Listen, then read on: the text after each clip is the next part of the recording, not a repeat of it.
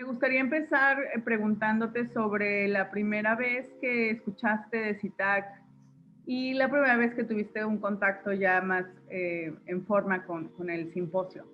Hubo un Pressitac en Monterrey y yo estaba visitando Monterrey y entré a ese CITAC por accidentes de la vida. Yo estaba trabajando en ese momento, no recuerdo exactamente cómo, pero me dijeron, hay un simposio y fui, que se considera para la historia del CITAC y para la historiografía mexicana como el Pressitac. Y yo fui a ese simposio, a dos charlas. Y luego más adelante, obviamente que había oído hablar del CITAC, porque el CITAC fue muy sui generis, ha sido muy sui generis en América Latina. En ningún otro país se ha organizado un simposio dedicado a pensar en las condiciones y la teoría del arte contemporáneo, como en México, ¿no? A mí me invitaron como ponente a un CITAC. Me invitó Ute Meta-Bauer, y la verdad que fue muy interesante la discusión. Y luego, al año siguiente, me invitaron a ser directora del CITAC. Y bueno, para mí fue un reto muy interesante. Pero yo sí había oído hablar del CITAC y había seguido las discusiones del CITAC porque creo que hay una relación muy estrecha entre lo que ocurre en la Ciudad de México y Nueva York. Creo que eso, y como yo tengo 20 años viviendo en Nueva York, casi 20 años viviendo en Nueva York, pues bueno, había escuchado del CITAC y tengo amigos que fueron directores del CITAC previamente a yo haber sido invitada al simposio, como ponente y como directora. Esa es otra pregunta que a mí me interesa sobre las latitudes hacia donde nos lleva el simposio, ¿no? ¿Con qué otros espacios o lugares fuera de la Ciudad de México o de México se puede asociar el proyecto? La Ciudad de México probablemente es la ciudad más cosmopolita que yo conozco en América Latina en términos de tener un oído y un olfato y una sensibilidad para y conocimiento de lo que está pasando internacionalmente en el mundo del arte. Sobre todo, no solamente en Estados Unidos, sino también en Europa y en Asia. Es decir, la Ciudad de México es la ciudad, por quizá modélica, donde ocurre lo que ocurre en Nueva York, pero en habla hispana. Y en ese sentido es una ciudad muy conectada, conectada con el mundo de las bienales y conectada con el mundo de las ferias, que antes de la pandemia eran los dos repositorios más importantes para el arte contemporáneo, para entender cómo se está historizando y cómo se arman los discursos del arte contemporáneo. Ahora, en términos de lo que significó el simposio que tú dirigiste para tu trabajo profesional, ¿la temática que elegiste viene de algún proyecto pasado o desemboca en un proyecto posterior? Mira, fue una temática muy pionera porque esto fue antes del Me Too y del resurgimiento de la cuarta ola de los feminismos, ¿no? Eh, Tú bien sabes que ese simposio estuvo dedicado al feminismo y esto fue mucho antes de que se convirtiera como en vamos a decir, en el modelo interpretativo en este momento para hacer más inclusivo y diverso el arte contemporáneo. Sí, nació de mi interés, yo soy feminista y no lo voy a esconder, nació de mi interés por introducir el problema de la mujer en el arte contemporáneo, que en ese momento aún era una fuerza reprimida, y por otro lado, llevar dos prácticas que han ayudado a que este discurso, vamos a decir, eh, se ampliara los repertorios del arte contemporáneo, que fueron el cine experimental y el performance, ¿no? Como los puntos ciegos, por eso se llamó puntos ciegos.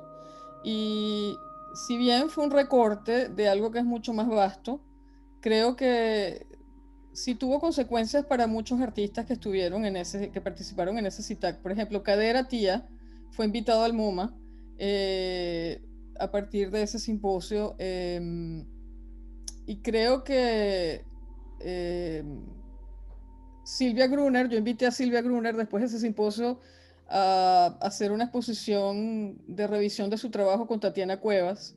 la curamos en el American Society, pero después viajó al Museo Amparo. Es decir, hubo repiques de ese CITAC. Por ejemplo, ¿cómo medio ya lo comentaste sobre lo, pues sí, avanzado que estaba el tema en un contexto donde todavía no se estaba tan consciente de la temática del feminismo, o sí, pero en ciertos contextos más especializados? ¿Cómo lo lees ahora al tiempo? O sea, ¿crees que se vislumbró algo? ¿Se pudo llegar a lo mejor a conclusiones? Es que yo no creo que el CITAC llegue a conclusiones. El CITAC es un simposio, al menos en mi experiencia, que se armaba en función de armar un discurso y no de buscar soluciones, ¿no? Más bien formularse preguntas. Y creo que las preguntas estaban bien formuladas en ese CITAC. También estaban que hubo una polémica muy fuerte y rompedora, ¿no? Al final del CITAC nos quedamos 2 horas y media, casi 3 horas discutiendo una vez terminada. Alguno de los colegas señala, yo hubiera dejado la obra en tal parte, está funcionando como censora. O sea, eso es otra cosa. Déjame terminar, un segundito. Yo creo que cuando alguien te dice y te dicta cómo debe ser una obra, algo está funcionando muy mal y muy autoritariamente. Las sesiones de la última sesión en particular fue muy áspera, pero también fue muy productiva. Tanto que no llegábamos a la cena, al almuerzo, que se convirtió en cena de celebración de fin de CITAC. Lo del feminismo, mira, el feminismo era más que una metodología para ver cuál es el rol de la mujer dentro de una estructura patriarcal y cómo ese rol puede cambiar la sociedad y puede cambiar también el rol de la mujer, ¿no? Sacarlo de un gueto muy opaco, ¿no? Creo que ese CITAC, yo traté de no trabajar con personas que habían elaborado un discurso feminista académico o un discurso feminista que ya era reconocido como tal, sino trabajar con personas que lo habían elaborado de una manera muy oblicua y muy, vamos a decir, como una especie de caballo de Troya. A mí me interesaba esa manera de aproximarse al feminismo. Por eso invité a Rita Eder, pero también invité a Marta Rosler, que es una manera mucho más directa de asumir el problema, ¿no? Art world feminism arose at the end of the 1960s in the midst of a larger, vigorously critical and political movement. Insisting on the voices of others, all others, but starting with women, art world feminism overtly challenged the received wisdom about the characteristics of art and artists. Comentaba sobre esta charla que se extiende como más allá de lo organizado, de lo previsto. ¿Qué otro momento recuerdas de aquella edición que consideres pertinente compartir? Bueno, no me voy a quedar en lo anecdótico porque ya mencioné que hubo una especie de confrontación al final entre un grupo de intelectuales mexicanos y ponentes del CITAC, por razones que tenían que ver con lecturas precisamente de una performance de Carlos Amorales, que es quien hace la portada y toda la imagen del CITAC. Yo se lo solicité a Carlos Amorales. Él hizo una performance muy provocadora al final, cuya función fue esa, provocar, y lo logró. Y logró provocar una discusión muy rica. Yo no la veo como algo negativo, sino como algo que más bien generó una especie de sinceración de discursos que estaban solapados y que gracias a esa provocación se confrontaron en el espacio de un debate. Y luego la gente se sentó a comer, es decir, fue una cosa muy racional, fue un debate no fue racional, fue un debate muy pensado y muy apasionado también. Tenía mucho que ver con la manera como la performance puede o no proyectar imágenes, vamos a decir, ideas heteronormativas, patriarcales, misóginas, etcétera, etcétera. Todo eso se discutió. Carlos, me han pasado una pregunta. alguien del público, ¿qué sentido tiene en tu performance que el objeto central haya sido una mujer y no un hombre en un simposium de género como es este? Yo quería decir que a mí me parece deliciosamente irónico que Carlos Amorales es hijo de una de las artistas feministas más importantes de México, que evidentemente tiene un largo, amplio conocimiento de todos estos asuntos. Y les preguntaría también por qué invitaron a Carlos Amorales, si ya conocemos su trabajo, y no invitaron a una sola de las muchas artistas feministas que hay en este país. ¿Cómo ves el contexto, o sea, del mundo del arte, del mercado del arte, en relación a estas nuevas oleadas de feminismo? O sea, ¿crees que se está haciendo una real inclusión en el ámbito profesional o que es como más bien para cubrir cuotas? ¿Cómo lo sientes tú? ¿Cómo lo percibes? Mira, hay dos cosas. Por un lado está la llamada cuarta ola feminista, que más bien es una posición norteamericana porque en América Latina no podemos hablar de primera, segunda y tercera ola. Creo que se historiza de esa manera en Estados Unidos. Nosotros podemos hablar de momentos donde ha habido una discusión sobre el rol de la mujer en la sociedad y más allá de eso, ¿no? Creo que este es un momento donde eso ha ocurrido en todas partes, que ha sido bastante universalizado dentro de lo que cabe, puesto que sabemos que hay sociedades donde ese discurso es muy difícil de sostener o de mantener, porque son sociedades o donde la religión y la moral, vamos a decir, ligada al patriarcado o la noción de familia, etcétera, etcétera, no permiten que ese discurso se desarrolle. Pero en general creo que es un momento muy revolucionario.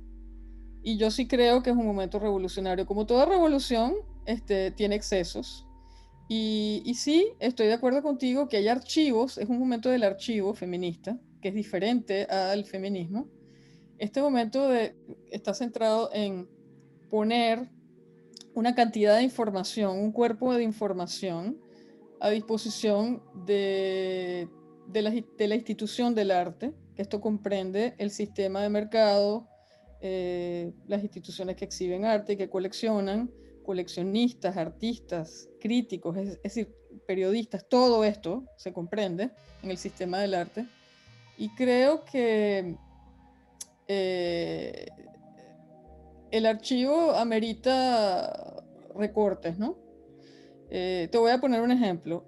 Lo mismo ocurrió con los afrodescendientes ¿qué ha ocurrido con los afrodescendientes en paralelo con las marcas, vamos a decir, de la esclavitud?